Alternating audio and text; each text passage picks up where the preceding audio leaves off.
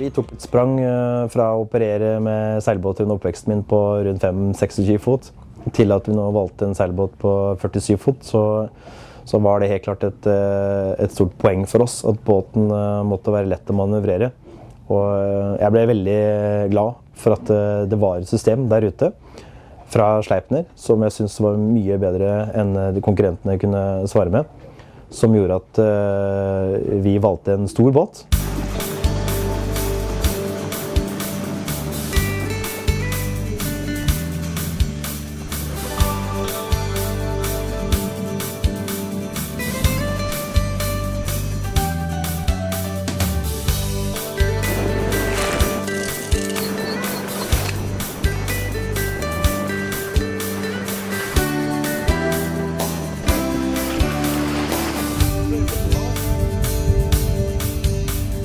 Jeg hadde svært store forventninger til systemet, men når vi fikk båten og fikk testet systemet på marinaen der jeg har båten, da skjønte jeg hvor bra systemet virkelig var, og det overgikk forventningene mine.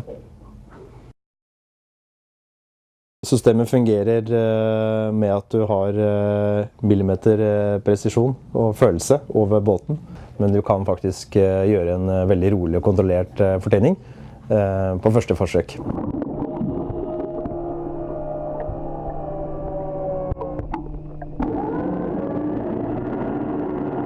Det merker man at man trenger ikke å kjøre propellen på full effekt. Det er svært sjelden du har behov for det. Det er krefter i overflod til å dreie båten rundt, eventuelt bare bruke ene propellen eller begge to. Og den er svært stillegående. Du hører sjelden propellen jobbe når du bruker den i de kraftintervallene du trenger. Selv om vinden blåser fra brygga, så kan du kjøre båten 90 grader mot brygga. Du kan trykke på en knapp og aktivisere hold brygga-funksjonen, og hoppe i land og gjøre fortøyningen. Da ligger båten og presser på brygga, trinnløst, og man har muligheten til å fortøye båten helt alene, faktisk. Jeg mener at du får en feeling med at båten er atskillig mindre enn det den er. Det kunne ikke fått meg nå å kjøpe en båt uten det systemet. Selv om hele seilasen har vært bra, så er det egentlig de siste 5 minuttene som på en måte signerer av turen da.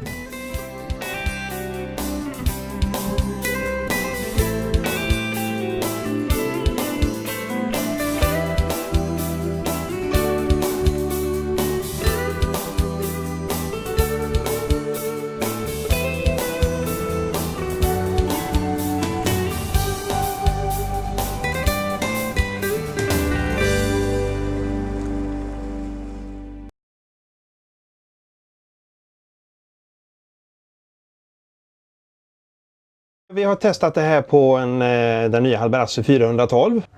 Intill för ganska nyligen var vi väldigt restriktiva att promota det här systemet, för vi vill ju inte marknadsföra något som inte vi vet fungerar bra i realiteten. Och det har också funnits lösningar på marknaden som inte har varit tillräckligt bra.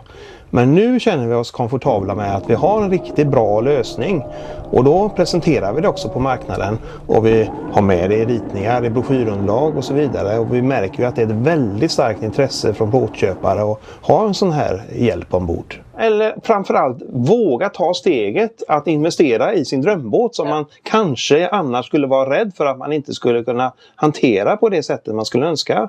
Men nu kan man det. I och med att det är steglös betjäning så gasar man bara på precis så mycket som man verkligen behöver. Och behöver man inte ge full gas så gör man inte det, och då blir den väldigt tyst. Och det sparar ju ström dessutom också. Ja, det är ju väldigt fint. Alltså att man kan ställa in den så att båten ligger och trycker mot bryggan även vid frånlandsvind. Det är en oerhörd lättnad. Och man kan göra det utan att behöva stå själv och trycka på knappen. Det hjälper ju ännu mer. Det gör att man faktiskt kan förtöja båten själv vid frånlandsvind om det skulle behövas. Och det finns olika former av kommentarer. Det ena, det är den där förvåningen att båten faktiskt rör sig i sidled. Det är ju någonting som ingen har sett förut. Och det andra är att den är så tyst så folk tror ju inte det finns någon bog eller häckpropeller. Så tyst är den.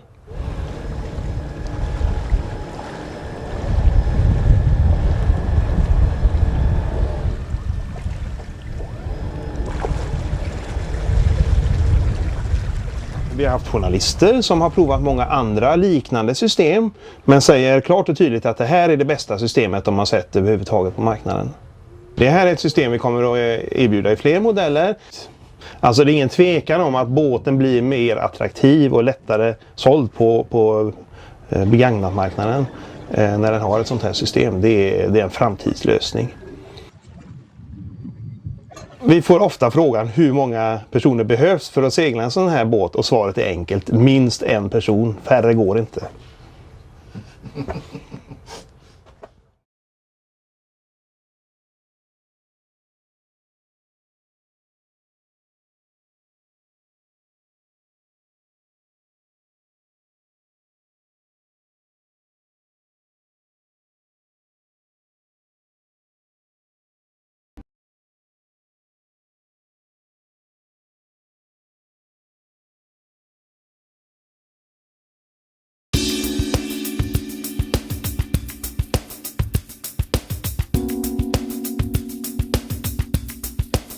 It is really like riding on a magic carpet, and it's quite a strange sensation as the skipper to be standing at the helm and looking at waves coming towards the boat or waves coming on your beam, and you know as an experienced skipper that the boat should now roll, and actually it doesn't. It's quite an entertaining experience to look at the flat horizon and you look at it and you think, this isn't right.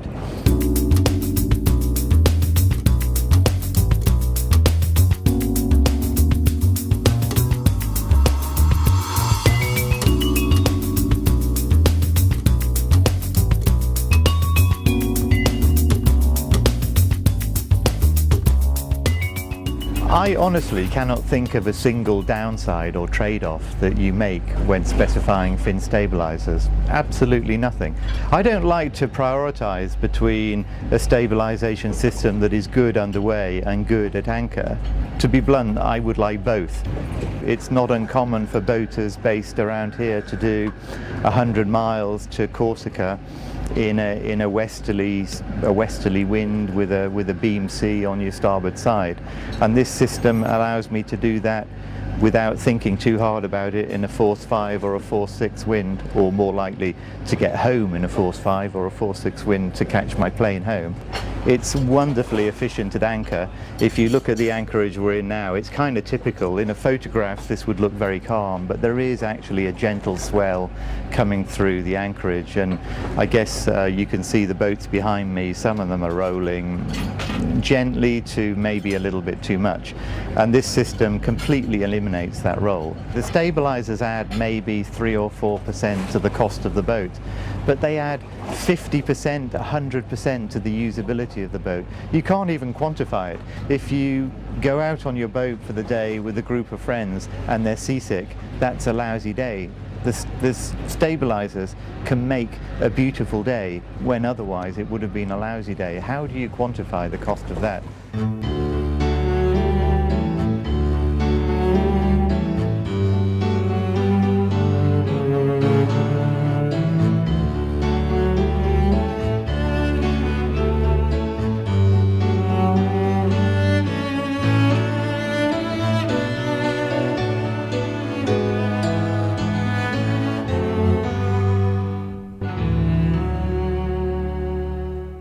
As the owner or operator or skipper of a boat, seasickness is quite a big deal. For the people who suffer from it, it's crippling, it's horrible. As an estimate, I'd say that the stabilizers take away 80%, maybe 90% of the whole seasickness issue. I think that there is an emerging list of experienced owners now who will only consider a boat with stabilizers. A boat builder that doesn't offer stabilizers will not make even the shortlist for quite a large number of customers these days. Someone of my age who's addicted to boating has probably got about another 5 boats that they're going to buy in their life. I will never buy another boat without stabilizers. And so I want a system that is effective underway and effective at anchor, and the Sleipner system gives me that.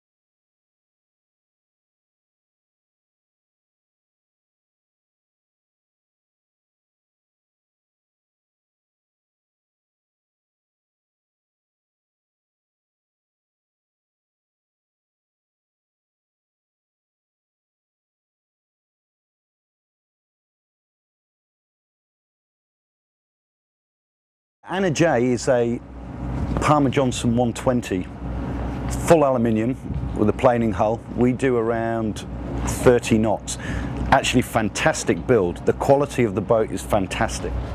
I've been in the business now for about 30 years, actually. This is my 30th year on boats, running all sorts of vessels, from 50-metre motorboats to sailboats. I've now reached around 280,000 nautical sea miles, and I took over Anna J about 2 years ago.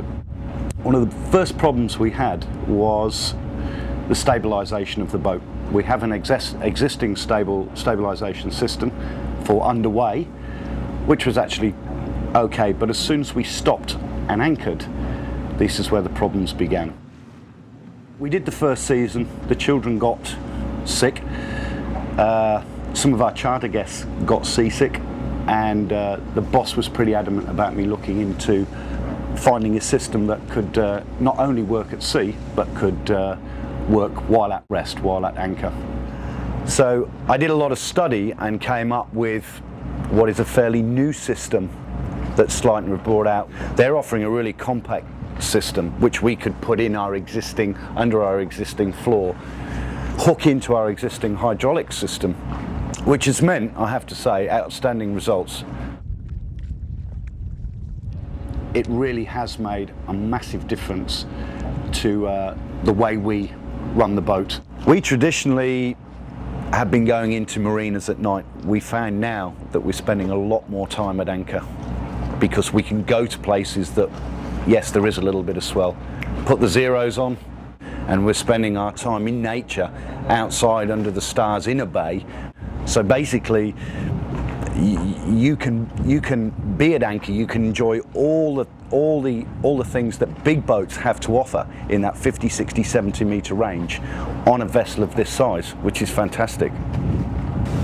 One of our main concerns that we had before we put the side power Sleipner system in was the effect that it would have on our top end speed. I'm really happy, because nobody actually knows 100%. I'm really happy to say it took probably a quarter of a knot off our top speed of 30 knots. You're not breaking as much stuff. I mean, televisions used to fall out of cupboards in the old days, you know. It wouldn't be the boat that would be break up. Cupboard doors would be opening and slamming and banging and doing stuff like this. Once you've got this fantastic system on board, you're cruising flat through the water. How is the noise of the system compared to other options available for you out there of zero speed stabilisation? And for me, that was a big surprise at how quiet the system was, because I'd heard many rumours about different stuff. But to be honest, it is no more than a regular air conditioning unit that is operating in a cabin. And for me, that's acceptable, and that's acceptable for guests. The bottom line is the cost, the overall cost versus the value of the boat. So for me, what Sleipner offered was something very, very competitive in price with respect to the other manufacturer of zero speeds. So as far as an investment on your vessel, it's got to be one of the top ones. As far as resale value, I know my boss wouldn't consider buying another boat that didn't have zero speed stabilisers, or it'd be the first thing that we would do is put them in. It gives people back what their values were of being at sea. It brings back the enjoyment, you know. As far as the kids are concerned and the guests on board the boat, they don't get sick anymore. They can enjoy the boat as they should. The results speak for themselves, you know. We have a very, very compact, quiet, zero speed stabilising system which you would not know is on board.